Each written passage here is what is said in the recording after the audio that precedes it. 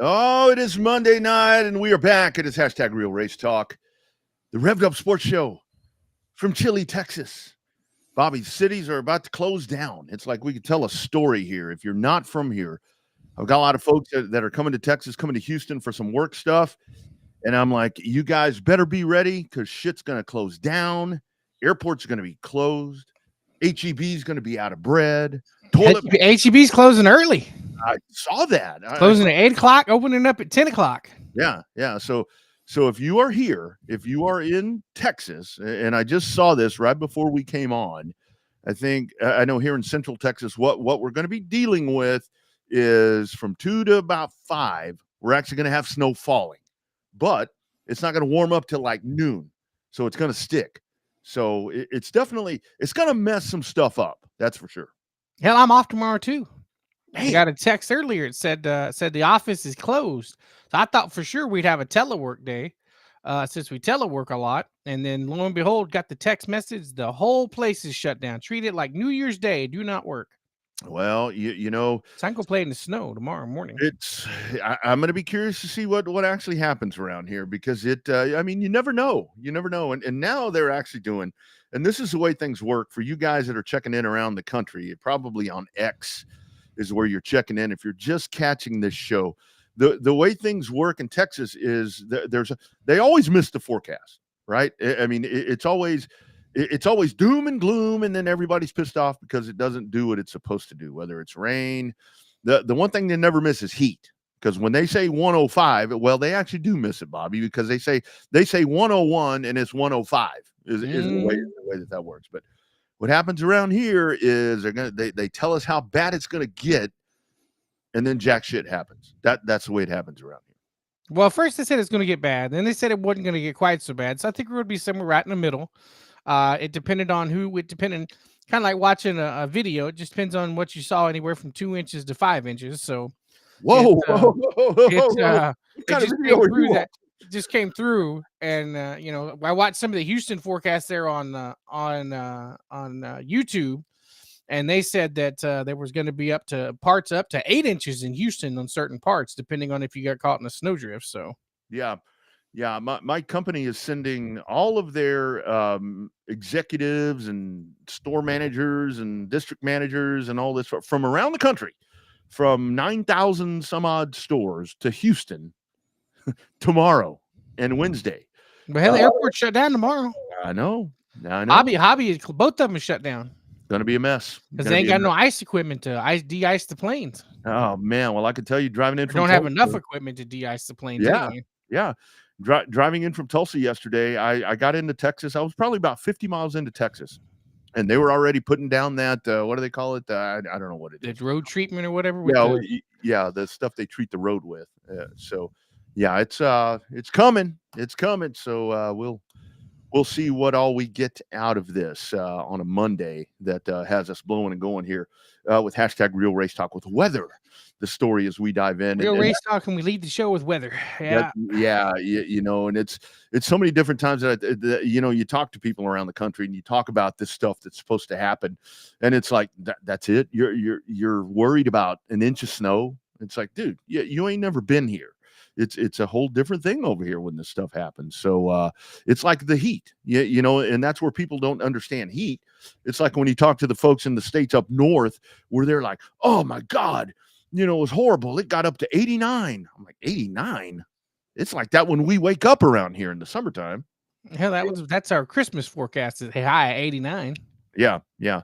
Our man Chris Smith checking in right there. And you guys feel free. Jump in right there on that audio-visual consultations YouTube and Facebook chat line right there. It's just salt water. Yeah, I know. I mean, I know it is. I forget what they call it. I ran up on the back of that vehicle and it sprayed all over me, and I'm like, oh my God. But it wasn't that big a deal. So anyway, but but again, brace yourself, take care of the I put it in this order: pets, people, pipes, and what's the other one? Is that 3P? Plants. Take care of the plants. Put your weed inside. If you got some of that Mary Jane growing outside, get it inside because it ain't gonna be no good after the freeze. Yeah, it's gonna be pretty crazy. You got the and keep your they were telling the people in Houston to not open up the drains. Like you're supposed to leave it dropping, leave it dripping. Yeah.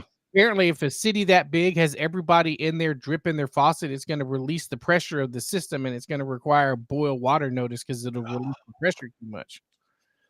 Isn't it funny? I mean, not funny, but isn't it weird? Like, I mean, I remember. I mean, I'm several years, well, enough older than you, Bobby, to kind of be in a different era than you were. But I mean, I do remember, growing up in the country, we had to drip the pipes and all that stuff. But the whole thing is, but I know things are, I don't ever remember. Number one, I never heard about a grid way back when it came to power. It just shut off. It wasn't the grid was overloaded. It just turned off. All of that different stuff. It's a whole different thing now. I mean, with boil water notices, and I don't know, man. A lot of infrastructure. It's a concrete paradise around here. I think that's a difference in all these places. Well, the problem is, that everybody around this area in Central Texas has a lot of PTSD still from the Snowvid incident in 2021, Valentine's week, because that's the first thing they say. It's going to snow, but it's not going to be like Snowvid in 2021. Yeah. Where everybody went without power and water for about 5 or 6 days in Central Texas, but about 100 miles north of Austin to about 100 miles south of Austin. So it definitely was quite the experience. I got lucky. I was on you were too. We were both on hospital grid, so we didn't lose our power. I ended up losing water for about 4 or 5 days and could take a shower for a hot minute and wasn't used to that. But yeah, had to sit there and boil.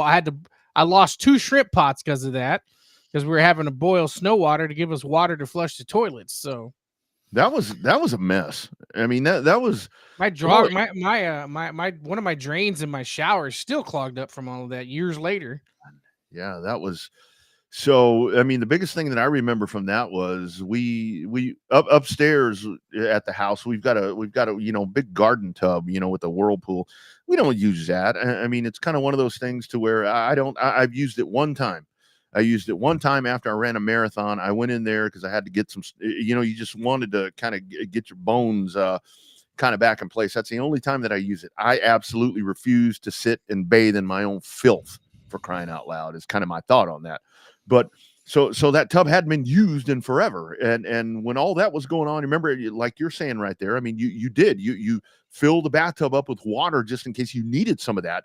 I went up there and I filled that sumbitch all the way up. And little did I know, because we had a raccoon that had gotten into the house about 6 months before that we had to do all kinds of work up there and get stuff done. Apparently the raccoon had gotten into the tub area there and got into the pipes. So I filled the tub with water. We're sitting downstairs. It's raining through the roof. And I'm like, you got to be kidding me. So it's like, I remember that. Dude, that was a nightmare.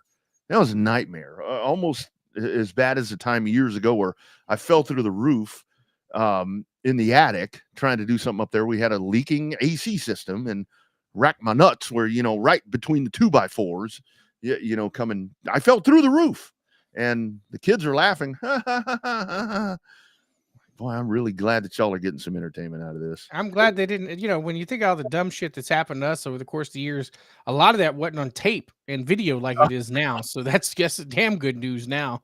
That's the thing about it, man. I'm glad you mentioned that. It's like the story of my life. I mean, I go back and it's like, I do want to say, Lockhart people, we lost one of our good friends, Bert Trejo. Mr. Trejo, who was 121 Sunset Drive back in those Sunset rowdy days. We lost him. I was out of town, unfortunately couldn't be a part of that, but of his services and so forth. Much like Bobby, when we lost your dad, it's like my life on the road. It's like I'm never around for anything, and it kills me when I'm not here for things like that. But that's where I was thinking about him, because I was talking to a friend and telling stories about the crazy things that used to go on. And it's like, imagine that us growing up. I mean, if there would have been cell phone video or I mean, just anything, audio, just anything. I mean, it's crazy back in those days. Or a lot of that stuff is better unseen and unheard from those crazy days. I know, it's so crazy. The new millennials and stuff like that, those new kids almost had to start reading the back of the spray cans. They're the aerosol smell good cans in the bathroom, because they didn't have TikTok to use for about 12 hours. So My God, they were like, oh my God, what do we do now in the bathroom? Well, you grab either take yourself a magazine, which nobody has nowadays, or just read the back of an aerosol can or a shampoo bottle, because that's all the reading material you're gonna get. Yeah, and that was the other thing over the weekend when that was going on. I'm like, I was watching TV, and we will talk racing here at some point. We're 14 minutes in, and hell, we ain't even close to it. But it was like I was watching this report on the news, and I sound like an old guy. This report, there was something on the news where they were talking to a girl, and they're in Oklahoma. Obviously, I spent the week in Oklahoma, and she's like, well, yeah, she's got 58,000 followers or whatever they call them on that app, and she's going on and on. She's like, oh, well, I'll probably try to find another app. She's naming off all these things, Bobby, about what she might do. Maybe I'll do this, or maybe I'll do that. And right at the very end of it, she's like, if it all comes down to it, I may have to get a 9 to 5. I'm like, no, what? You might have to go to work? I know. Holy shit. And I'm like, I thought she was gonna say in the news she might have to get one of those propeller fans accounts, propellers only accounts. Oh yeah, exactly. Well, no, this one, I don't know about that, but that's a weird thing about it, where it's like these folks. Can you imagine that? I mean, you go walking out, you go rolling up, and you're an influencer or whatever they call it. We're content creators, so you and I, we actually have a title towards, like, people are like, "What do you do?" We create content. Content may not be worth a shit, but we create content. Yeah, opinions vary. You go rolling up, and the boss man or lady is like, so what do you do? I mean, what are you good at? I'm good at making videos. Come on, man. It's like short videos, short videos, and I'm making an ass out of myself is what those people are doing. But I guess it's back, right? So they brought it back. It was gone for overnight, I think, and they finally brought it back. Oh my Lord.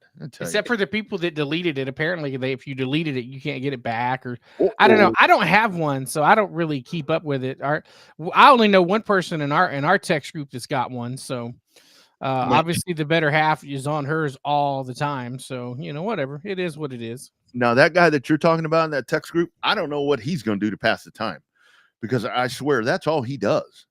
I'm like, dude, get off of there. And this is a very talented guy. And I'm like, dude, is that all you do? Coin toss time. What are you talking about? Oh, the football game. There is a game. Can I just say that when we talk IndyCar, like when we talk about IndyCar, and again, I think if you don't have a rooting interest in this contest tonight, that's a big part of it, which I do have a rooting interest, because I got to talk about it. But it's like this whole window of time that we've had where college football was on this major surge and everything was happening. And now it's like, we're done. And it's like, oh yeah, here's this. And here's this. So I'm going to be curious to see what happens here tonight, because I was talking about this morning, Bobby, and I'd love your thoughts on this. And again, we'll talk racing here at some point, but this is the Revved Up Sports Show. This game tonight is either going to do one of two things for me. Number one, it's going to prove that the playoff system sucks, because Ohio State's going to run these guys out of the gym. Or number two, it's going to be this playoff system is amazing, because a team that brought themselves up from getting destroyed or getting beat by nobody, pull themselves up, and here they are. They're going to be the national champions. I think it's going to be the former more than anything. I really think Ohio State's going to beat the shit out of these guys here today. Well, the problem is if you go back and look, other than the Kansas City Chiefs and the referees, Kansas City is the only bye team in football, whether it be college or the NFL, that actually won their game. Everybody else, Georgia lost on the bye. Arizona State lost on the bye. They all Detroit. lost. Detroit lost on the bye. Like everybody except for Kansas City and the referees ended up losing their game. So, and I say that because don't get me started on the Patrick Mahomes thing. I'm on that Patrick Mahomes gets special treatments bandwagon after watching that game against the Texans. The Texans hurt themselves. You know, I'm a Texan fan. The Texans hurt themselves, but man, some of them calls, I couldn't believe it. But back to the CFP National Championship. I think it's the problem is the way that they had everybody seated. They don't seed it like a normal tournament. So I think that's the way that just the way everything shook out, where you had, you know, the number 1 seed didn't end up playing the number 12 seed and stuff like that. So they were seated kind of weird. Don't worry, it'll be fine. They'll get to 16 here in 2 years. But did you notice the national championship rings had ESPN on them?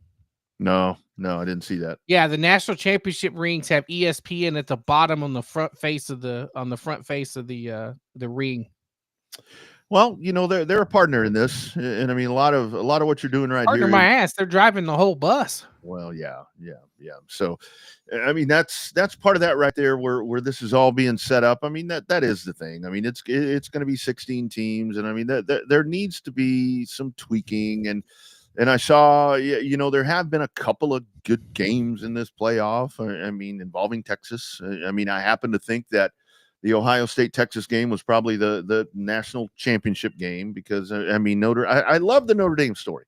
You know, it's very odd for me to see Notre Dame being embraced by many, where usually they are like, you know, the most evil whatever. But they're playing Ohio State, and it's always a good day when Ohio State loses. Well, and I think the whole thing is, I mean, the Notre Dame's got a really likable coach. I mean, it's a young dude, it's a good-looking dude. I mean, it's a guy that can make love to the camera whether he chooses to or not. And I think that's something that's going to bode really well for them. But I don't know. I just hope this thing tonight is a good game, because I think at the end of this college, it's an ass whooping like the Rose Bowl or the Tennessee game, it's not going to be fun. Everybody's going to be like, but you can't say this year that the team didn't belong because they won their way to the final. That's it. So that's the difference between this year and all the other years. Oh, well, this team didn't belong because they got boat raced at the end. But no, they actually ended up winning games to get to the final. So we'll have to see. I mean, it's always a good day when Ohio State loses, but I'm not necessarily a Notre Dame fan either.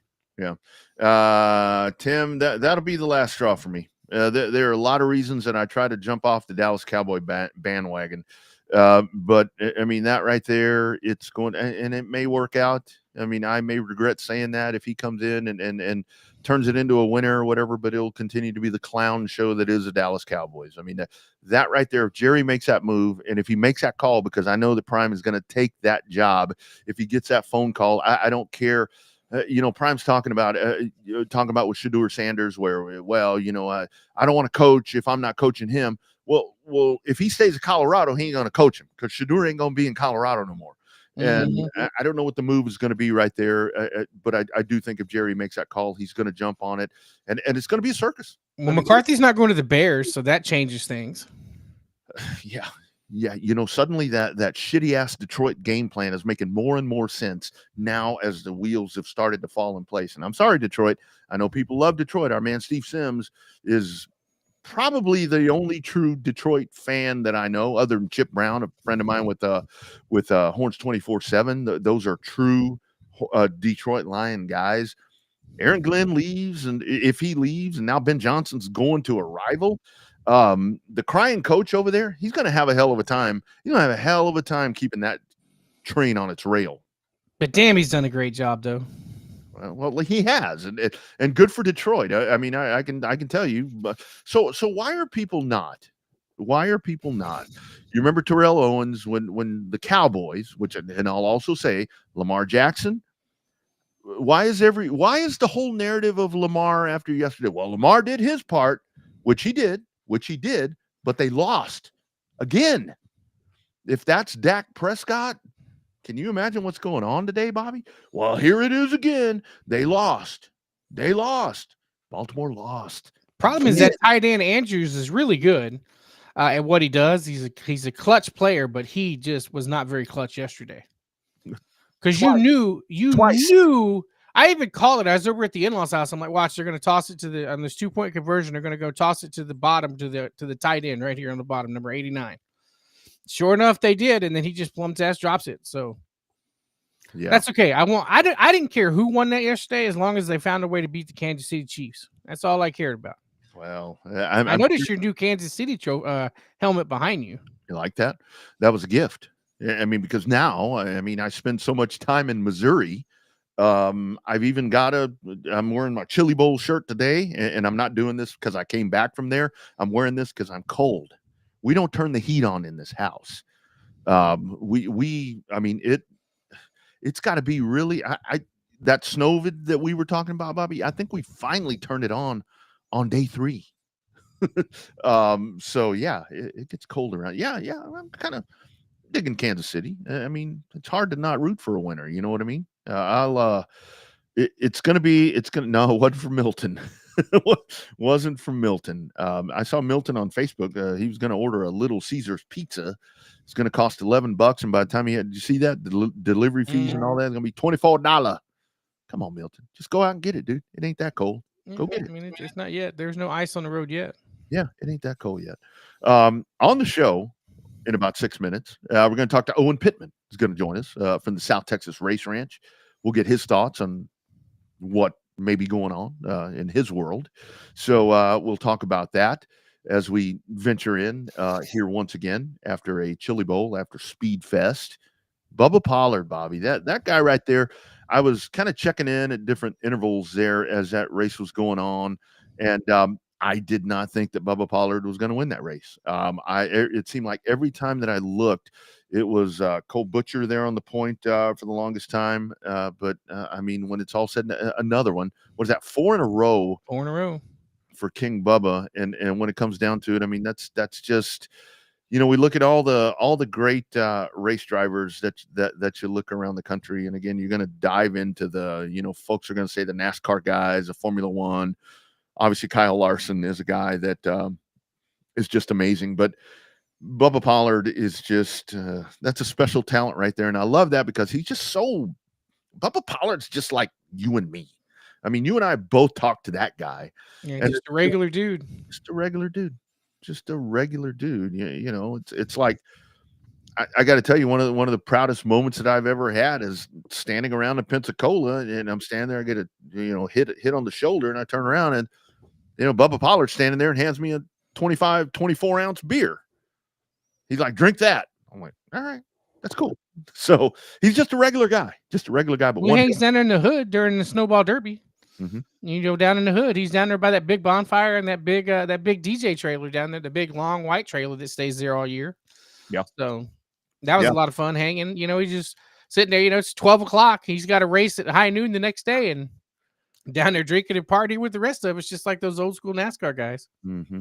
Yeah, and that's we'll talk about this in a little bit, maybe after Owen's done. Kind of touch on that because that's the one thing that I've really kind of taken out of the Dome, but I really saw it more with the Chili Bowl. Is the whole, and I mean, we can kind of start the conversation right now and get our viewers and listeners kind of interacting on this as well as we go, but. Like when you go to a big pavement race, and again, they're great. I mean, the Rattler, the All-American 400, I mean, the Winchester 400, all the different races. Those, while the intensity is very good, the Derby, the intensity, the stories are really, really good. They feel like, those feel like business meetings to me, to where it's like everybody's there with a job to do, and the fans are there to kind of keep their eye on everything. But when you go to some of these big dirt events, and I think I talked about this on Dirty Air, to where you go to these big dirt events, those people are there to have a good time. And I think I finally realized, because I see that a lot of folks say, well, dirt's better, asphalt's better, which that's not the debate right now. But it's like these big dirt races are just a hell of a lot more entertaining, it seems like to me. Well, it depends on when you have jet fighters inside a goldfish. Goldfish Bowl. I mean, it makes it happen. I mean, you're running late models and modifieds and different things of the like inside of a dome stadium, in a racetrack that's smaller than a football stadium. you're going to have the close action, and you're not going to have any time off. Whether you're looking at first and second or eighth and ninth, you're going to have guys running over each other, especially there at the Dome. And then you see it as you get further along in the alphabet soup down there at the Chili Bowl. So I just think that it just becomes a way of the nature of the beast. When you have that many cars on that small of a track, it's bound to happen. Yeah. And I think the thing about it is, because you look at it, and I think you my man, just hit on the point, because I have said, and this is only my opinion, that when you go to the Derby, because I saw my man Ryan over there from South Alabama Speedway, that he had mentioned, he kind of did the Snowball Derby greater than the Chili Bowl, and whatever. I mean, those are two staple events. But when you go back and you look at the Derby, I think you and I both agree that one of the best races, the absolute best races that you're going to find that weekend, is the last chance qualifier, because that's when it's like white knuckle, balls to the wall. You got 50 laps to try to get yourself in the race. And I think that's where dirt is different, because it's constantly that, where you have to keep trying to improve. And I think that is the difference. And these indoor events, that's a great point right there. When you kind of circle them all down, I mean, the late models are about to go to Volusia, and I think that's going to be off the cuff as well. And it really is, to where I'm beginning to understand from a fan perspective, because that's what I am now. I'm a fan. When I go to these races, I mean, I have no rooting interest in any of these people. I'm just there as a fan. And as a fan, I was thoroughly entertained at both of those events.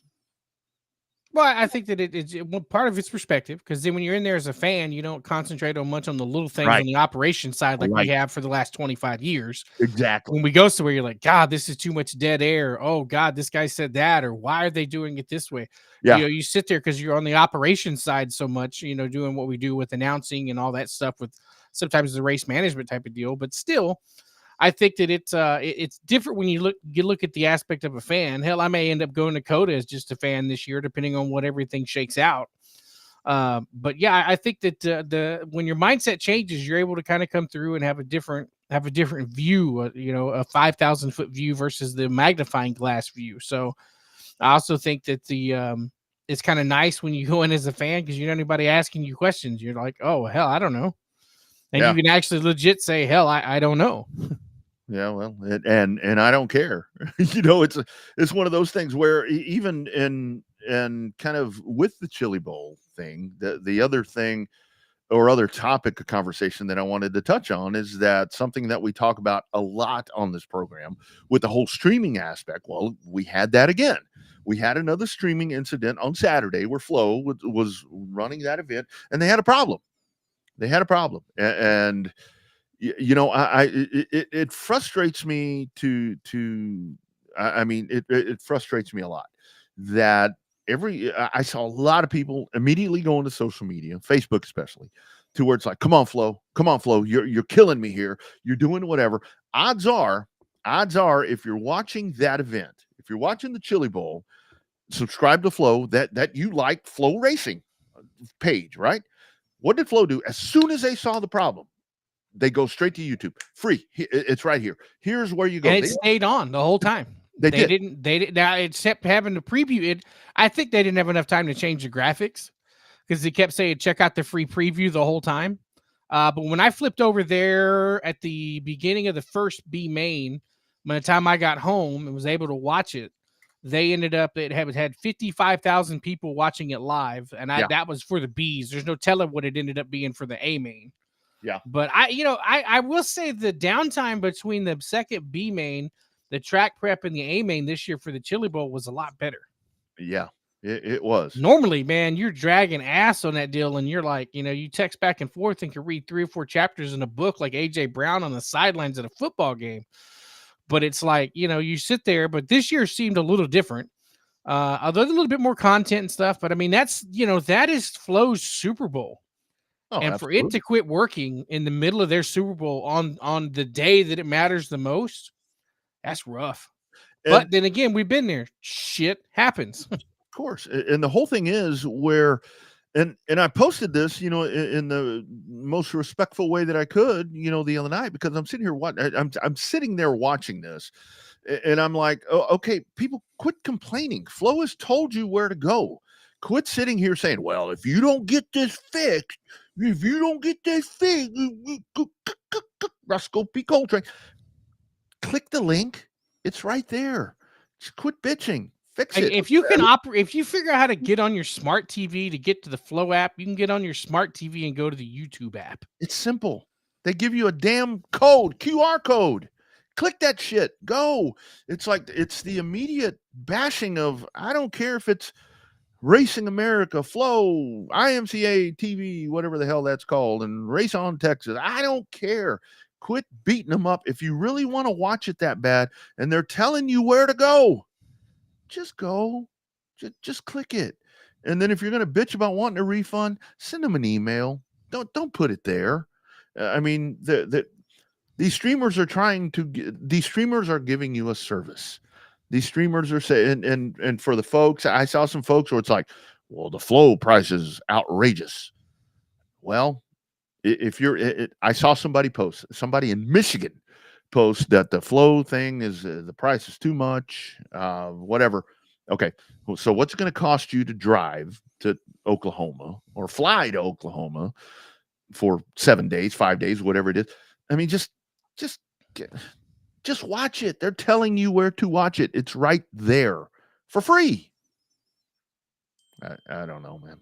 Yeah, people are just so one-sided and self-sided here lately. You can't see past the end of your nose a lot of times here with some of this stuff. So, but I mean, it's so. It's part of the nature of the beast nowadays, just because you have the instantaneous gratification on most things. Yeah. So the fact that you're inconvenienced because I mean, if you're watching, it goes. I saw that, and some of the things I was sitting there thinking, you're watching on a smart TV. Switch the damn app over. Yeah. Just switch the app. You're already on a smart TV. People bitch about that. It's like you're watching something on the internet. The internet's not always stable. Our internet goes out during the middle of the show sometimes when it's not stable. And sometimes like that, especially in this day and age, the digital age, shit happens. Yeah. And it's like, it's just that instantaneous. Just because of the fact that you're able to get on social media at your house on your internet and bitch about the service going down doesn't mean that it makes it right that the service went down. I mean, yeah, I guarantee you there were execs over there that were shitting their pants. It happens to all of us. When our service goes out and we're sitting here trying to get the show on, we shit our pants. So we know that's what was going on over there at the HQ over there at Flow. Same thing happens to Race On. Same thing happens to Racing America when something doesn't go right. Like, it just becomes one of those issues to where, technology's there, but it's no different than when the signal goes out on Fox. It just doesn't happen to go out on Fox as much as it used to what time before. Yeah. So I mean, it's just it happens. It happens everywhere. You just don't see it a lot. Yeah. And I saw Owen Pittman coming up here in just a couple of minutes. He's in the waiting room. We'll get him on here in just a minute. But it was, the other part of that was, when kind of the backside of that was, so Flow gives you the place to go watch it when there's a problem. And it's like, oh, well, if they can if it can be on YouTube that easy, then why isn't it they have it for free? Yeah. Why was it always there? Yeah. Why isn't it always on there for free? I mean, come on, man. That's a business. I mean, they're operating a business. It costs them a lot of money. I don't give a rip if you can go to a weekly show, and whatever the streaming company is that's setting something up there, it costs them a lot of money. I mean, whether it be just the internet connection thing in and of itself. And it's not, I mean, you get a lot of these companies. I mean, if you're rolling out there, if you're rolling up with a hotspot, you're doomed. I mean, because that's your problem right there. If you're going to go try to stream something with a little bitty old hotspot, you're in trouble, because every AT&T, Verizon, T-Mobile, I don't care, Cricket, whoever it is, there's a lot of people on that network, and that hotspot ain't going to do it. So that's your own problem. But when it comes to an event like that with Flow, they've got multiple connections and different things. I mean, I've seen the setup that Racing America used to do at the Derby to try to get all that shit done and get all those people. They're paying those people to go there. That's a lot that goes into that. Well, just do it for free. well, okay, well, I got $100 in my pocket. Let me just give you this. Yeah, I don't need this money. Here you go. Come on. I mean, it's oh, Lord. The only really good show with a lot of content that's on YouTube for free is our show. That's right. That's right. And RevvedUpSportsShow.tv. It's right there. And I mean, look it up. We're right there. All right. Let's go diving in here. We're into the cold time in Texas. Well, cold time everywhere. It's going to be a cold time all across the Gulf Coast. Apparently, it seems like. And we're going to welcome in our man. He's way down south. Oh, well, we lost him there for a minute. I think we're having a little bit of a problem there with connecting with him. I'm going to send him over another link. But oh, there we go again. So we'll try it again. I think we have him now as we dive in right there. Look at that beautiful face right there. It is the man, Owen Pittman. How you doing, brother? What's going on, guys? Doing well, my man. Doing well. Is it cold down there? I got shorts on with a Peyton Taylor hoodie. Can't go wrong with that. Yeah. I'm wearing pajama pants as we speak right now. So not a big thing. So Owen's wearing pants. Yeah. I do want to ask you to tell us about your trip down or over to Tulsa. I know I saw you out and about over there. Kind of a quick hitter right there for you. Yeah, it was an in and out. I tell you what, we drove up. I picked up Billy Mazzell in Frankston on the way up. We enjoyed the Chili Bowl one night, dropped off a trophy to Twisted Tech, turned around and drove back home. Missed our exit on the way home. Too much BSing and not paying attention. Got a ticket about a mile after I missed it. So I was on a road I didn't even belong on and got a ticket doing 82 and a 65 in Oklahoma. And then we turned around and went back 12 miles and got on the right road and went home. Nice. It's all good. Yeah. Well, at least there's only 82 and a 65. I know you like to drive pretty fast, so only 82 is probably a good thing. Well, I mean, Yeah, the question is, I mean, what were you? Was it Billy being distracted, making his memes on the way home, or y'all just that deep in bullshit through there? Mostly deep in bullshit. I think I was digging through my phone because I was trying to show him that new that lightsaber, the receiver with the light that goes in the car now, and you can control it. Yeah, that's pretty neat. So I was like, "Hey, have you seen that?" And he said, "No, I hadn't seen that." So I was digging in my phone, I think, trying to do that instead of paying attention, and just come off the turnpike, which was 85 miles an hour. So I was on cruise control at 83, and I went right by a cop that was in a 65-mile-an-hour zone. So anyway, it was fun. The racing was phenomenal. Just one night of it. Of course, I watched every night on Flow, but the racing was phenomenal for sure. Your thoughts on that main event right there? I know with everything that Larson did in that race, I mean, pretty massive job. The couple of different times, getting through the wreck right there, and then the dude should have flipped over. I mean, but I know it was kind of one of those things, Owen, where I was talking to people after the races. They're like, "Well, he fucking started on the pole." I'm like, "Come on, man. The dude is just that good. It ain't like he didn't have the best of the business right behind him." Yeah, he earned it. So he raced his ass off. You can't hold that against him. And equipment-wise, I felt like he struggled. His driving is what kept him in the game all week. In his prelim night, I definitely didn't think he was the best car. Nope. But his driving made that happen. So the guy's obviously incredible. And the feedback to his crew chief, obviously, to be able to make the car better all week was an important piece. So you can't ever count him out in anything. So, I mean, we all know how good he is. Mm-hmm. Oh, and is Larson's transition from being a folk hero on the local short tracks and then being a NASCAR star, do you think that's helping short track racing anywhere? I mean, is there going to be a direct correlation you can see from guys like Kyle Larson, Christopher Bell, Kyle Busch, some of those guys going to these dirt races? Is that helping local dirt racing on a local level? It damn sure doesn't hurt, right? So I think it's a positive. I think the ability to connect those guys to someone that's a NASCAR fan to go, wow, man, them guys are going out and doing this. I'm going to go check out my local dirt track, see who's out there. It might be a big positive, So the ability to connect to that's pretty important. And that's what we'd all like, from promoters on dirt tracks, local short tracks, even Houston. We'd like to be connecting our drivers to the fans, so they have something to cheer for. That's pretty important. So yeah, I would like to think that it helps, and it's pretty important. I told Billy on the way home, that the biggest thing that ever happened to Larson in my mind was he said the wrong thing one time. And then he got kicked out of NASCAR, and all of a sudden the whole world's upside down compared to where it was before that bad word and what he did there. So pretty incredible how life changes, and how much things have changed. So, but anyway, yeah, you're right, Bobby. I think there's a good connection there.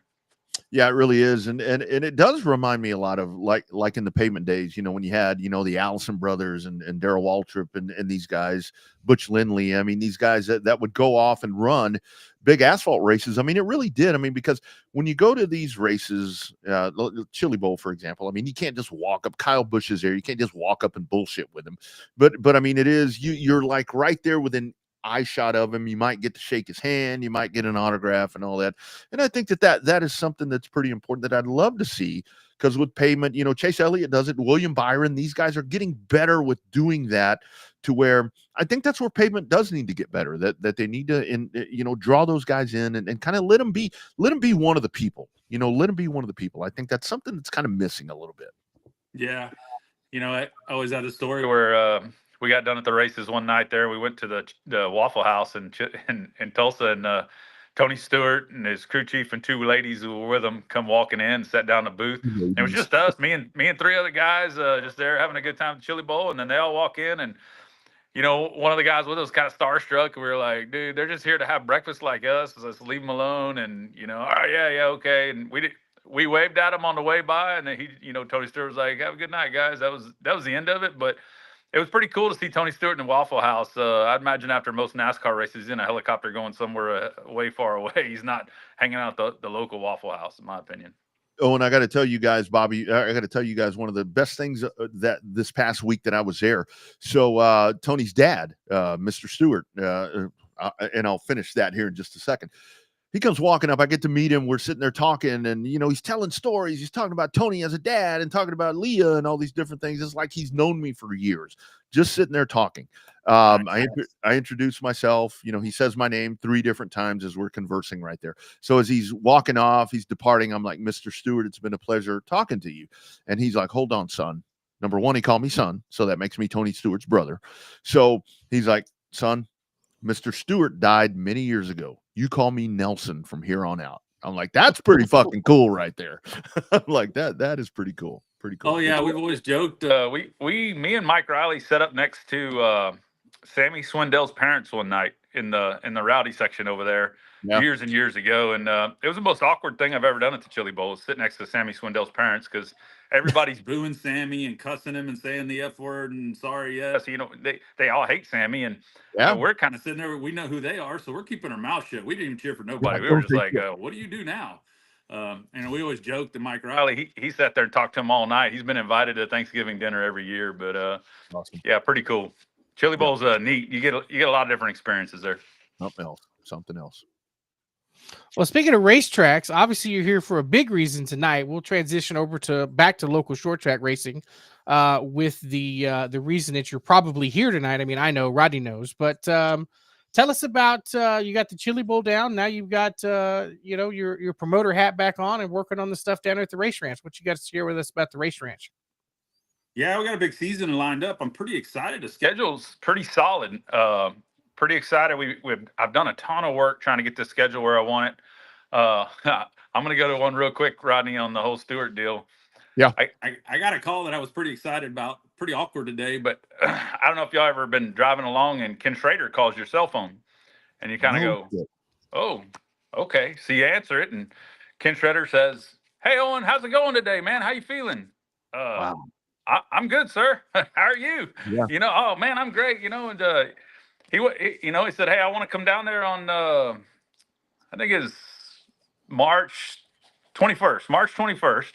Run the cars down there at the track. Can we work that out? I said, absolutely, man. I can get you in there on a Friday night. We can do that Friday all day long. So that was pretty damn cool when Ken Schrader calls your cell phone. And just so happened I have Ken Schrader in my cell phone because we've conversed before, but obviously he had mine and called to just make sure things are going our way. But anyway, as far as the race ranch goes, man, we kicked this thing off with a big Texas Dirt Crown.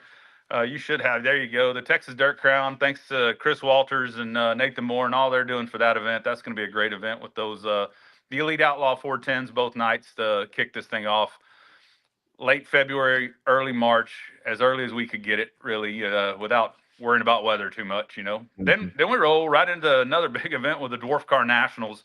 Rained out last year, but I tell you what, they bring a lot of cars. That's a neat event. We're excited to have that down here at the race ranch. And they're excited, March, they're coming out of a lot of guys traveling from cold areas down to hit the beach in March. So just after spring break, it should be a great event there. And then we roll right into our season. We're going to have, a good amount of races with a lot of racing. We got all kinds of series between stems, the South Texas dirt trucks, the dwarf cars.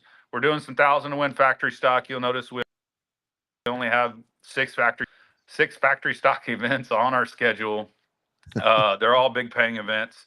We really struggle with factory stocks in 2024, so we've decided to tone them back and go to fireballs. We got a lot of interest in fireballs down south here, so got a lot of fireball events, and just kind of mixed it up this year and put out a pretty killer schedule. We're pretty excited about leading us down into the South Texas Shootout end of the year, and then we're gonna change it up this year. Me and KR are going to do the inaugural Sparkling City Classic, something we talked about a long time. That might be a 5-day event, might be a 4-day event. It's too early to tell. So it's going to be a big event to wrap up our year in December, as always. That'll be a December event. So a lot going on. Excited to put the schedule out after I'm done talking to you guys tonight. Oh, and I think one of the things I know that, I've kind of talked to you about releasing schedules with us and so forth. I think one of the things that you have done this year is that yourself and I-37, you guys, because right there on that corridor, from Pleasanton to Corpus Christi, you guys kind of working hand in hand a little bit right there, trying to some of that cooperation right there, because your classes really do coexist. Kind of talk to that part, working with Ray and those guys to kind of make sure that you're kind of giving each other just a little bit of elbow room right there on your race dates. Yeah, we worked together pretty close on the schedule.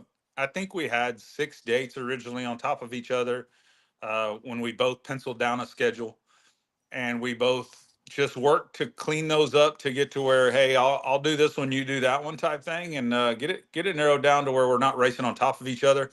The feedback I got from most of the drivers here, they like to be able to drive up to 37. It's the closest racetrack on the easiest freeway run there.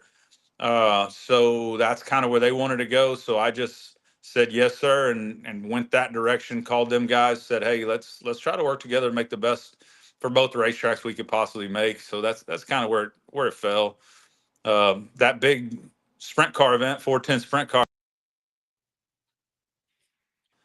up at 37 on Thursday night. So that just adds to the whole deal. But yeah, there's a lot of tie together between 37 and the race ranch this year.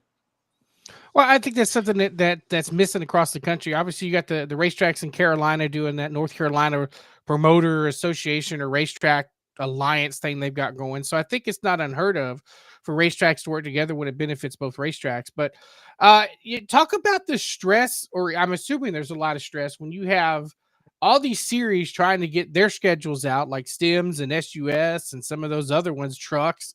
I mean, it's like your phone's ringing nonstop about these places. The good news is they want to race at your facility. Bad news is everybody's got to try to find something that works for them. How stressful is that as you try to get a schedule rolling for the year?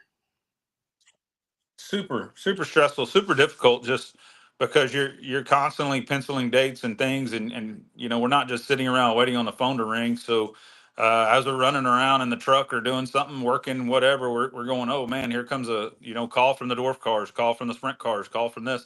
So yeah, there's a lot of stress in trying to build these schedules out for everybody, just the series as well as the tracks. All that has to come together, and then and I can tell you, it ain't easy. A lot of these series get a lot of praise because they pay a lot of money. They do good. Well, it's every one of us race promoters and racetracks that are going, well, we agree to that purse. We're the ones paying it. The series isn't paying it. We're the ones paying it. So there's a lot of stress in trying to pull all that together from the money side, from the date side, the whole 9 yards, to make sure that we have a good cohesive schedule that isn't everybody on top of each other every night, and dates that make sense in your area too. Like Corpus, man, we try to stay off of the Buck Days rodeo stuff, or this date or that date, and Yeah, we got kind of hung out. We got Mother's Day this year, which nobody likes Mother's Day. Ray and them didn't want Mother's Day. I wound up with Mother's Day and weekend, and we've done it before, so it is what it is. We just try to do the best we can after that, and then build something into it that'll bring some people out. So the series really help us have an advantage to promote something that's a good Yeah. event.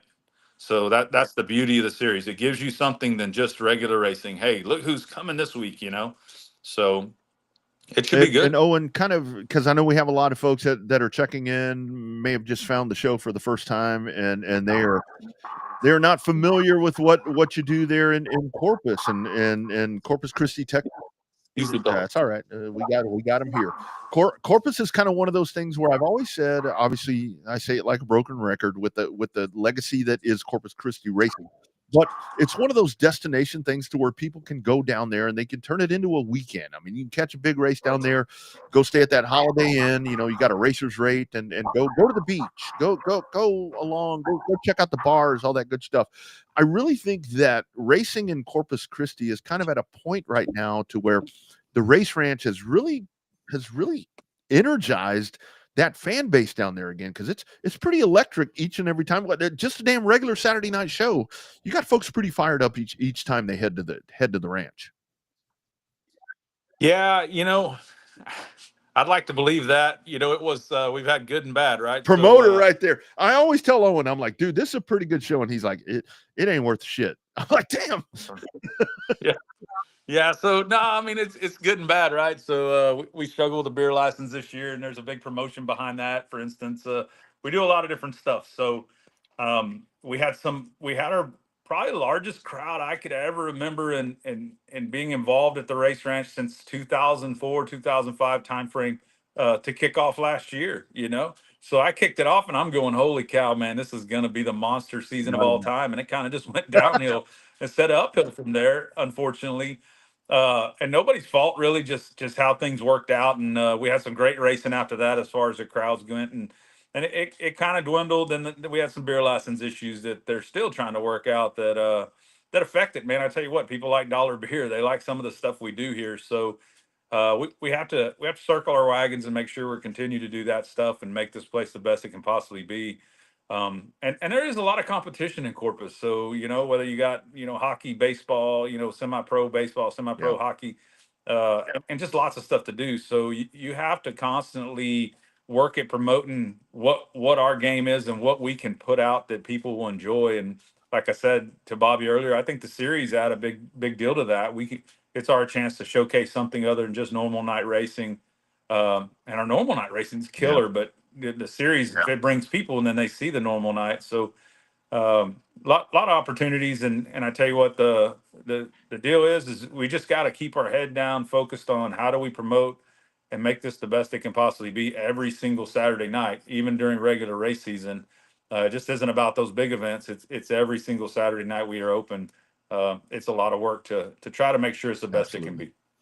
Well, I know we're talking about the race ranch, Owen, but you got a pretty cool little deal where I think this is the third year now for the Stars Arena Series thing that you do with the go-karts and the micros and stuff like that. So talk about that. That's coming up here in just a couple of weeks, isn't it? Yes, sir. That's it'll be our fourth year. It's the fourth annual Stars event. So we run every weekend in February with go-karts. We average 100 to 175, 200 entries at each event. Looking forward to kicking that off February 1st, and then we run every single Saturday in February. It's a lot of fun. Got a good group coming the second weekend with a bunch of 500s for the Brandon Anderson Memorial. So we got 500s, 250s, and 125s. If you've never seen those guys race, it's incredible. And then this ain't a big track, so you're inside a building. So we got a lot going on with that, but yeah, we're excited to kick the series back off. We do it every February. We'll continue to do it. We love it, and the kids love it. It's a great opportunity for the kids. Lots of trophies, lots of money paid out over the course of 1 month. It's a pretty big event, and we really enjoy doing it. For sure. We'll get that race ranch schedule back up here a couple of times before we're done here. But obviously talking about that event right there, in the indoor event. But let's talk briefly about Houston. I know you and I chatted, kind of some big thoughts right there. You mentioned the asphalt racing earlier as well. I think pretty good year. I think we release that schedule here on the program. But kind of your thoughts with that? It's I think a lot of folks are like, what classes and all this, that, and the other. You know what's going to happen right there. I think it's I think folks just need to realize that it's going to be, what's been going on, because it's a building process right now, to where it's like you had the foundation, you're just trying to get this thing built and trying to get car count up and get folks in the stands there at HMP. Yeah, absolutely. We love it. The asphalt deal's been good. I think we struggled through the middle of last season, and we finished the season off really strong. We have some great stuff this year, including I don't know. Nathan's been working on it to put it out, but we're gonna run the elite non-wing sprint cars on July 5th, and that's gonna be a big event, big purse. That's gonna be a kick-ass event there. So excited to see sprint cars on the asphalt, and that one's cool. But man, we're doing a lot with these Crown Vics. We're doing a lot with different classes. We're doing a lot just to keep this asphalt thing rolling and growing and doing good and being healthy. And there's a lot of talk of trucks being built or trucks going to be out there and then modifieds. And we know some guys that are coming back. I've talked to Joe Armandia, and it sounds like he's going to be back as well as you got some of the cool kids that are already racing trucks. They're going to move into mods too and stuff like that. So man, I tell you, asphalt racing's a lot of fun, and I'm excited to have a great year there again. We're working sponsors. I got some great help up in that area, so a lot to do there. But I tell you what, I think it's going to be a good one. We got a couple of like INEX sanctioning, I believe it's called, because we're looking at bringing some bandoleros. A lot of these young kids to get to having some fun with us out there. I'm trying to get two of those quarter midget events. We know we have one for sure. I'd like to see a second one, because that was a pretty neat deal overall. I'd like to bring them quarter midgets back out there and give them the chance. Them kids had a blast. Things like that. And then, I'll be honest with you, we're like Crown Vics, we're looking at some jumps and things to add to the straightaways just to make it a little more interesting with a Crown Vic. I mean, we're trying to think outside the box to make this thing work and continue to grow, to pack people in the stands. And all that'll do is make it better on all the racing, So got to remember, we kick off with a double truck feature because we didn't wrap up our last year. So they got two features opening night. So that should be a really good one. So we know the challenge of being in a smaller market like Corpus, even though it's a big market for Texas, but overall kind of small. Talk about the challenges of being in such a massive market like Houston. If you just capture just a small percentage of the people in the area within 15, 20 miles of the racetrack, I mean, that's a massive crowd to come in. How hard is that to do in a massive area like Houston, just trying to get just that small piece of the pie over there? Honestly, most of the time it feels impossible. Just being honest. It's super challenging. And I think the problem there is you feel like it shouldn't be that hard. There's that many people, and we're running a really nice program, a really good show, and yeah, we could have more cars in each class, or we could do this, or we could do that, but we have a really good show, and it feels like, so it's super intimidating, because you feel like, man, I should be able to put more butts in the seats every week. So it's super challenging, and there's so much to do in Houston anyway.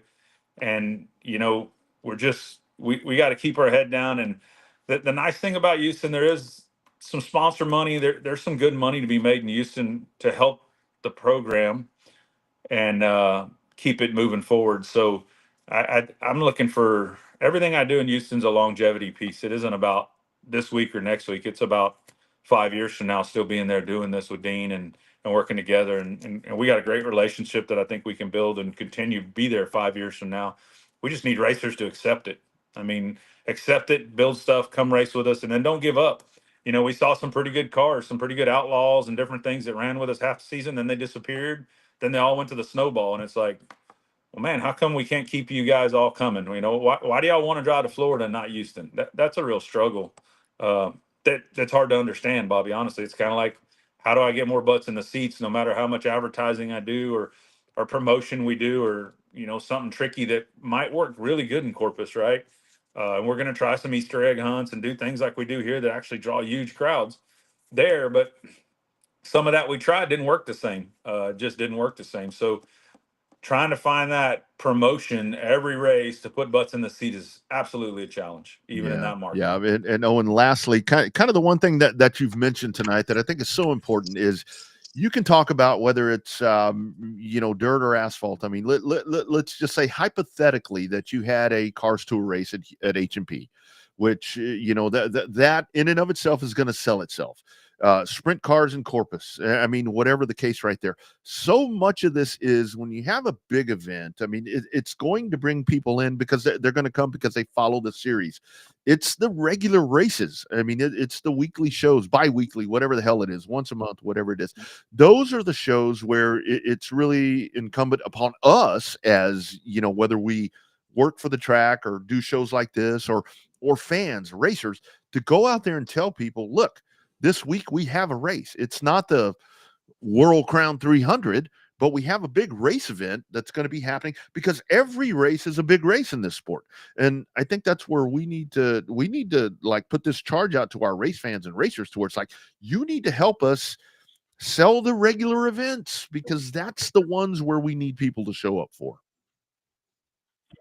Yeah, absolutely. And you see it out of some of the guys, you can go to their Facebook pages and see, hey, we're racing tonight, and they do a good job that helps, and because everybody that sees their friends with that, right? So in Corpus a couple years ago, every person that walked in and said, hey, I'm here to see Bobby Chaffee, well, he got $1 off of that person, and we paid out a lot of money over the process of doing that. And it was a real nightmare to manage, to be honest with you. But the key was trying to get the racers to get more involved with pushing people to come through the gate, and I know a lot of racers feel like, hey, that's the promoter's problem. That's the promoter's job. But at the end of the day, it's all of our job. Every one of us needs to work together. You want more purse money. You want more, fans to race in front of. Well, that's as much the racer's duty to help as it is the promoter's duty to do his. We all want to stay alive. That's the key. Yeah. I don't know if anybody knows it, but I don't know if any promoter's getting rich doing this. Maybe Tony Stewart, but he was already rich. So he's probably just losing money because he loves the thing, Yeah, no doubt. Well, it looks like the schedule is very entertaining. And I noticed lots of schedules have the sponsor nights on them. A couple of them do. So that's good. That's a good deal for the racetrack. But it looks like 2025 is going to be locked and loaded. You got stems and trucks and sprint cars, late models. Looks like 2025 is going to be rocking and rolling once again down at the race ranch. So best of luck from us at the show. And, I'm sure we'll see you in person and down the road for sure. So. All right. Well, thank y'all for having me on, and thanks for releasing the schedule as usual. Appreciate y'all doing it, and enjoy doing it with y'all. So we'll keep trucking along here, guys. Yep, we'll pull it up a couple more times, man. Good luck. We'll talk to you soon, I'm sure. All right, go Notre Dame. Let's go Irish. Come on. There it is. There it is. There it is. All right, man. Take I've care. been waiting to get off here just to go watch the game, damn it. Yeah, he's like, shut the fuck up, man. I got to go. All right, man. Take care. Bye-bye. You bet. There he goes. That is Owen Pittman. I do need to see the score and see if they're not getting boat raced in the first half. No, it's actually pretty close. I got to say, 7-7 right now as they just start the second stanza happening there in this national championship game. And a big thanks to Owen for doing that with us. And the cool thing about it is, Bobby, because we have talked, you and I talk obviously a lot, but it was one of those things to where it's like, we really wish that people would utilize this show to release schedules, and that's up to them. And the fact that, Owen has been the one dude that's been the staple that he reached out to me while I was in Tulsa. He's like, dude, I know you're busy, but man, I want to drop my schedule. And that's really, really cool right there. Bobby, you only made $10? Yeah. I didn't bring that many, not enough people fit in the trunk of the car to bring all my fan base down there. I think you were the hypothetical in that whole situation. Yeah. Right? Yeah. What that conversation was. But, hey, I'd love to get into Crown Vic once or twice in a year. I think that'd be a hell of a lot of fun cruising around the Palace of Power in a Crown Vic. I don't know if I have the testicular fortitude to pop a ramp or not, but I definitely like to sit there and try one of them Crown Vics for sure. Yeah, no, I ain't doing that. Great thought right here. Been going to the Chili Bowl 12 years, seen a lot of top drivers at the Waffle House and IHOP, most of them. They really are. I mean, they really are just like we are. I mean, I was very fortunate with this past week with what I was down there for. I got to, I mean, Christopher Bell won the race that my company sponsored. So I got to spend some time there with him and talk, and, it was, I mean, and I got to tell you, it was one of those things like talking to him again, that's a certified superstar right there. That's a guy that's, arguably going to be one of the guys that could win the cup championship. But to see him at the grassroots level, once again, the dude seemed really happy to be there, really just, and there were a couple of times, Bobby, I was walking by. He had a small merchandise trailer there, and he's just standing there. I mean, you go walking by, and a lot of people, you have random people that don't know who any of these drivers are, that show up there for these things. I mean, they'll go walking by, and that he's just there, and I'm like, that's Christopher Bell. He's just standing there, and that's kind of the beauty of that. And I would like to see that reciprocate more back to the asphalt side, but. I mean, I know even at the Derby, and this isn't me bashing the Derby and doing different things. When you get these guys going to the Derby and some of these other races, that they don't seem quite as at ease as these guys were at the Chili Bowl. I think that just more stress at the Derby. Yeah. That's what I think. I think it's a little more stress at the Derby. I mean, it's not that the Chili Bowl is not stressful. Don't get me wrong, but you're right. It's more of a business trip. Yeah. Like Kyle Busch didn't make it out of alphabet soup, and he's like, hell, I had a great time. You get some of these NASCAR guys that don't get out of the last chance race of the Derby, and they're like, holy shit, this sucked. Yeah. Yeah. And then you get, I mean, like Ricky Stenhouse. I mean, he's out there, and it's like, I mean, the whole thought there where he gets tied up there, I guess that was Friday. I don't know if that was Friday or Saturday. It all ran together. But it's like, I mean, when all that happens, I'm like, okay, Ricky, you're a little bit better than that, right? I mean, that's my first thought. But then at the same time, I'm like, well, this weekend you're a short track guy. So, it's a really cool thing. All of these races are great. And it's one of those things to where I think that, I mean, the crossover is really good, that you do see what you call the pavement guys. And that's where it's so weird, because you call them pavement guys because you've watched them on the Cup Series or whatever. But when you really tailor it back, I mean, these guys are dirt guys. And the fact is, I mean, I don't care if they're going back to the Derby. I don't care if they're going back to the damn Chili Bowl or whatever. The fact is that they're going back to that, I mean, I don't want to say local level, but kind of going back to the grassroots thing and just kind of whatever. I think that's good for the sport, because what folks say about NASCAR is they lack personality. They lack the personalities that you had back in the day. I think these guys are energizing that a little bit when they start doing shit like this. Well, the one thing Kyle Larson didn't say is, sorry, NASCAR, this is the biggest win of my career when he won this time. Of course, the last time he said it, I don't think he'd won a cup championship yet. So I think his perspective has changed on his cup career. But also, I think that, the guy that got the most attention, I thought, on social media all week was the guy that played Cooper Norris, that Jacob Laughlin guy, the actor. That Landman? The Landman guy. Yeah. Like he was there. Like he said, he's been every year for like 13 or 14 years in a row. And he says, this is the first year anybody's even given a shit that he was there. Yeah. So, yeah. I mean, I think he was the one. He stole all the headlines. I saw more pictures of him on social media. And then, they did the interview with him. And it was like, well, hell, a new star is born. I mean, that's huge, though.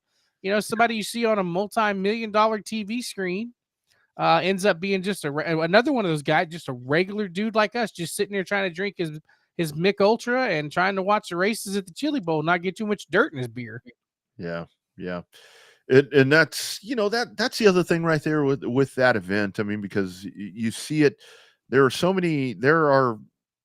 it goes down to the whole personality thing and whatever that we talk about on the pavement side. Bubba, you got Bubba, you got Steven, you got a lot of guys, Nasty, you got a lot of these guys that they are, bigger than life, figures right there. And you have them, when you go to the Cars Tour, I mean, you got a lot of guys there as well that are just, they're really big in that circle.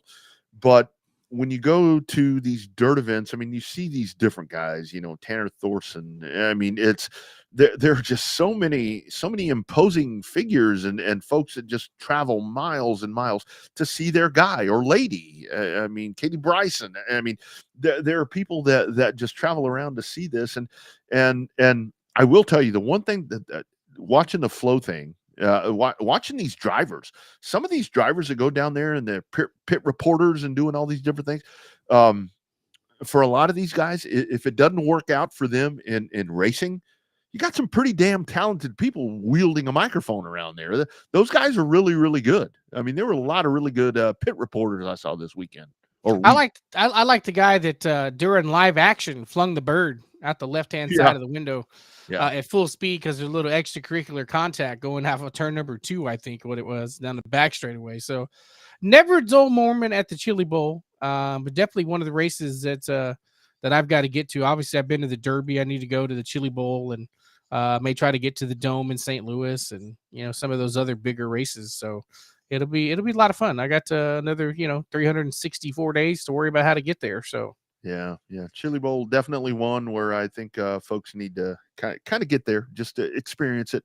And it'll change some stuff for you.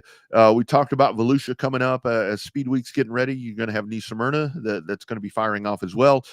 You'll have all the pavement action that's going to be going there as well. You had the Chili Willy this past weekend as well. It was, this is supposed to be the off season, but you had all these different things going on with Cordeal, and I do want to give a big round of applause right there to Ricky Brooks and everybody. They did a really good job to be able to put that, to kind of boost that program together. I mean, because they pulled it a day early, didn't they? Yeah, they pulled it in a day early. I was there in Tulsa, and I got a text from Alan Dietz, and he's like, check your email. I'm like, okay, whatever. And so it was one of those things where it's like, we need a voiceover. We're going to change this. We're moving it up. Can you produce this? And I was able to do it. I had my shit with me, but it was like, they did a really good job to be able to do that. And Racing America did a really good job to push that out and, get that in front of people, and they got the race in. I mean, that's the most important thing. So, it's the off season, but it doesn't feel like it. It's winding down a little bit, but we're about to fire up again because now we get into February, and that's when we really start cranking. Yeah, but it seems like there's 2 events that open up the racing season, and it is the Chili Bowl, number 1, and Supercross Anaheim 1. Once those 2 events hit the TV screen and hit the racing radar, that's when I feel like racing season has started. Yeah, it kind of ends at the Derby. Right in there. You get a couple of weeks off, and then you get about 6-8 weeks off right in there. And then when the Chili Bowl hits and Anaheim 1 usually hit about the same time every year, because next you had the Roar at the 24 for mainstream racing. Next week is the 24 Hours of Daytona. Then you got the ARCA cars going to Kevin Harvick's New Kern County Raceway there on the West Coast. So it's racing season's here. I mean, hell, before we know it, we're 2 weeks away from the Clash at Bowman Gray. I mean, I'll be watching it intently on my birthday. So I'll be stuffing my face with birthday cake and watching the Cars and Stars of NASCAR take on one of NASCAR's most famous tracks. That's going to be a really curious event to watch right there, and some of the changes that have gone on there at Bowman Gray, and that's to embrace that series. I mean, again, this is where we go back to, you get the negative comments about, well, they're doing this and that and the other. I mean, that's part of the thing. I mean, if you're going to have a Cup Series rolling in, I mean, you have to have that happen. So, just let it be done. I mean, just let it be done. Let's get out there and race. Before we get out of here, I do want to ask your thoughts. We saw last week, I think it was during the week, that we saw some of the changes to damaged vehicle policy, the changes there when it comes to like the Kyle Larson situation, to where there's a finite rule on how that would work if it happened again, with losing playoff points and all that. Again, I think this is NASCAR where they're going in and they're finding some of the holes right there, some of the gray areas. They're being I think it's reactive at this point with a lot of that, but at least they're going in and addressing some of the stuff that people are just not happy with, some of that stuff. I mean, at least now those things are in place as to how 2025 and moving forward is going to shake out with those situations. Well, I think the DVP policy is definitely one of the ones that needed the most updating. Yeah. And I think it got it. I think being able to be towed and being able to work on your car in the garage and come back out is something that people have been clamoring for years, even with the old car, the Gen 6 car. If it's something like, if you got a fender torn off or something, that's fine. That's one thing. But if you break a spindle or you break a control arm, or what's the ones in the back? Oh, the trailing arms. The trailing arm, or whatever that one is. Yeah. Something that's simple to fix within minutes. Yeah, you don't need to have your car parked for that. I mean, fix it and get back on the racetrack. Yeah, you're a couple laps down, but we've seen at one point, one position on a racetrack can make the difference between transferring into playoffs and making the playoffs. So I think that they kind of put that gray area in there. You now have the Kyle Larson rule about if you purposely miss a race to try to race somewhere else, you don't get any bonus points, which is kind of weird because if you end up getting a waiver, you get to keep your points. Yeah. So I thought that was a little weird to see, but racers and crew chiefs and car owners, we've always said it on the show, they are color blind. They only see the color gray. Yeah. And it's the sanctioning bodies and the track's responsibility to start filling in those gray areas to make it go from go from gray to black and white. Yeah. Yeah. And that's kind of back to Chili Bowl. That was one of those things to where there's not a lot of rules for that race. I saw a 6-cylinder car racing there at the Chili Bowl. And that car was digging out of the hole. I mean, it had, it was really weird watching those cars. It had the 3 headers on each side. And I'm like, wait a minute. And I was talking to a dude I was with. I'm like, is that a 6-cylinder? And it just, I mean, the car had nothing coming out of the hole. I mean, it's like it would hit the gas and it's like, where the other ones are just, zinging out of there. But anyway, interesting that I saw that. I went and talked to the guy. It was a Chevrolet, I think 2.8 liter engine that was in there. And he's like, I got to get this shit out of here. He's like, it's a dog. It just will not go. But even at the Chili Bowl, with the tire doping and, going in there, the couple of dudes got busted with that, to your thoughts about the gray areas. You had that. Now the traction control thing, they were checking additional wires on the car. What is this for? And, I think a lot of folks were, well, they're being too, hard on this. I'm like, no, I mean, you have to try to get in here and try to, get a little bit of a handle on it, because that gray area is that. But I think with the cup thing, it's a situation to where, yes, the damaged vehicle thing needed to be adjusted.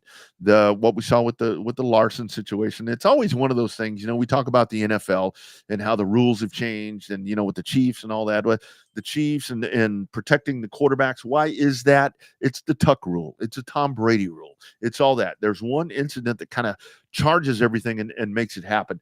But I'm going to be really curious to see here now with NASCAR. And I think the other thing that was really unpopular was the rule with what do they call it? Like for what's his name that's coming in? It's going to drive number 91. The provisional deal. Yeah.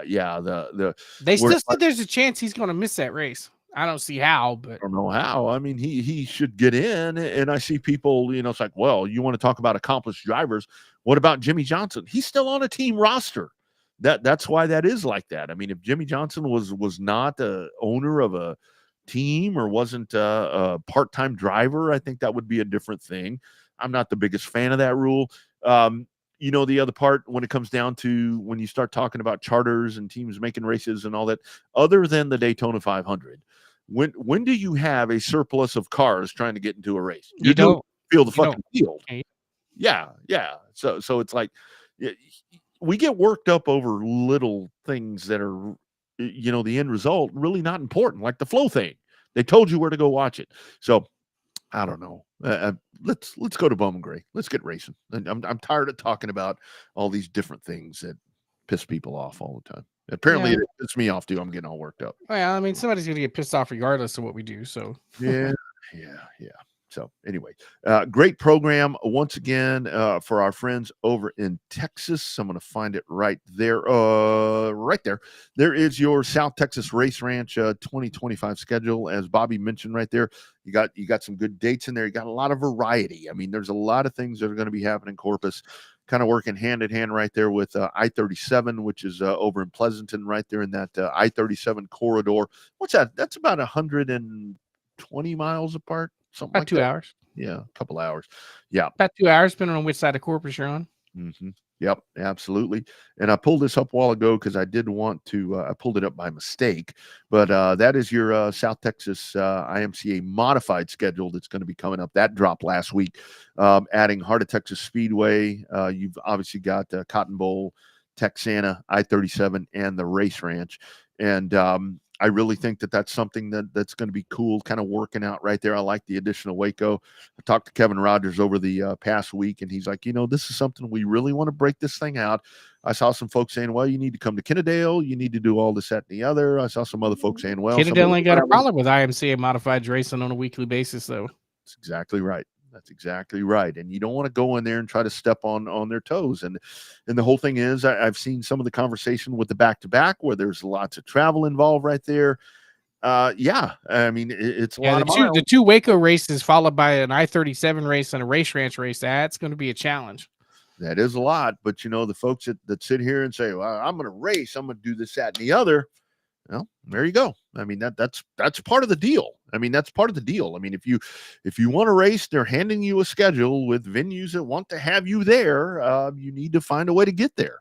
I'm interested in a November race because everybody else has two. Everybody's got two races. So I wonder where they're going to go on this November 6th and 8th. Yeah. Really curious. That's TBA that you see right there. And we are working to have James Cole, obviously our man from On Demand Shirts, try to get him on here and talk a little bit about that, because that series is drastically different. I mean, it started off there with Jacob Horch and his dad and family, and now it's kind of gone into the hands of KR and ODS. And I mean, I think that's some pretty good progress right there. That's going to do really good things for them, I think. Yeah, I think having an experienced promoter like KR, with the connections he's got all over the state and all over the Southwest region here, I think it'll be nothing but a good problem to have KR on here every once in a while talking about his great modified series. Yep, absolutely. All right, great program. We got a football game to watch. It's 14-7 with working towards half, so you got a half to go right there. Again, weather the story. You guys bunker in. If you're out in the country, drip those faucets. Open the cabinet. That does work too. Get a little heat in there. See, they never told us that back in the day. It was never. I got cabinets open now. I got a cat trying to get into the cabinets, but that's all right. Just don't close that thing. Leave that thing in there, Mm-hmm. and be sure and protect your peas. Your pets, pipes, people, penis, and plants. That's 5. That's the 5 P's. That's 5 P's. We added that extra P only right here on #Real Race Talk. Thanks to Owen Pittman for being a part of the program. Thanks to all of you for checking in from around the country and around the world. Bobby, there were people that walked up to me at Chili Bowl and they're like, Revved Up, right? I'm like, yeah. So there you go. One dude walked up, a Texan. He's like, hey, you're Rodney from Revved Up, right? I'm like, oh, yeah, you watch? He's like, no, not very often, but I do know that you come on that show. Oh, well, I mean, that's half the battle is knowing. Thanks. Baby steps. Thank you for your service. So anyway, and by the way, thank you everyone for your service. All right, Bobby, rest of the week for you, dude. How many days are you going to have off? I bet you're going to be off all week with this weather. I don't know. I was off today. We were closed today. We're closed tomorrow. I don't know about Wednesday and Thursday, but we'll see. I don't know. I'll probably do a little bit of work tomorrow because I was off on Friday too. So, well, that was a vacation day. So, yep. Here we go. He was listening. Milton Hope says, "Go Chiefs." Milton, a lot of people saying that your team has a little bit of influence there. Your man Patrick Mahomes. The only problem that I have with all of that was when Mahomes. Again, some of the calls questionable. Obviously, but when Mahomes does I'm going out of bounds. Nope, I'm not. That's the only one where I'm like, okay, that's kind of chicken shit. Come on, like Kenny Pickett that one time, and when he was playing for Pitt, did the fake kneel and then ran for 50-yard touchdown. So it's kind of like an unwritten rule right there, where if you're gonna go out of bounds, the dude's gonna lit up and he's gonna kind of let you whatever. So that was the only one that I had a problem with. Look, when it comes to Mahomes, Brady, I mean Manning, these guys are going to get the benefit of the doubt. So whatever. Hey, what do you think about the safety to get the spread? Did you and Wax talk about that this morning? And I'm glad. No, we didn't. I'm glad that. I mean, I don't lay a lot of scratch on these games whatsoever. Which the few times that I do put money on the line, I did say that the Commanders are going to win the Super Bowl. And dude, right now I'm like, as hard as it is for me, I'm like, man, I really want the Commanders to win the Super Bowl. But yeah, that was kind of makes you wonder, right? When you see things like that, it's like when you talk about phantom cautions in NASCAR and stuff. When you see stuff like that, it's like, okay, God, I don't know, man. I don't know. Sports makes us crazy, dude. Makes us crazy. By the way, if you're a bettor, if you don't have that money, don't spend the money you don't have, because that betting, that's a big deal, man. That's a big deal. Yeah. Yeah. So anyway, all right, Fantasy guys. football money. I know I bought some more show props to go behind me here. So, Come on, man. Come on. Why we got to go there? yeah, Why I bought some more fantasy football. we gotta go Use there? some more. I'm trying to get somebody to help me with some banners to hang in the man cave here with all the championships I've won in our league. On-demand shirts.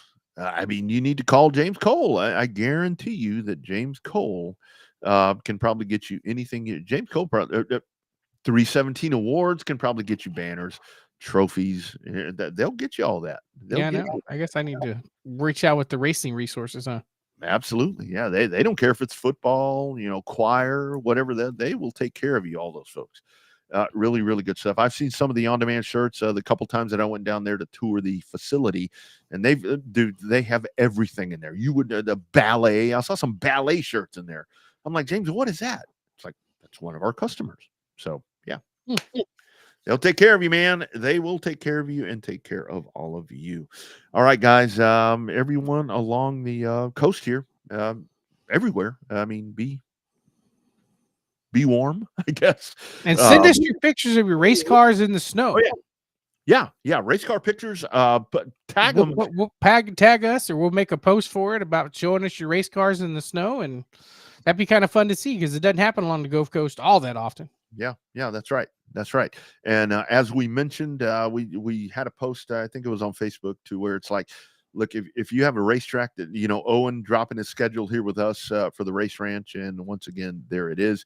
If you have a story at your racetrack with your promoter, influencer, if you're one of those TikTok people that don't have a job right now and you have a great story that you would like us to talk about, we can certainly do that here on the show. RevvedUpSportsShow@gmail.com.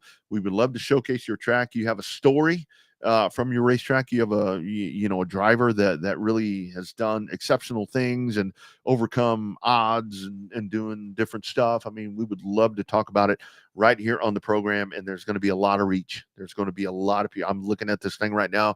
We got 700 people watching this shit live right now with a football game on. So that's a pretty good thing. A very important football game on. Very important football game if you're a fan of Ohio State or Notre Dame.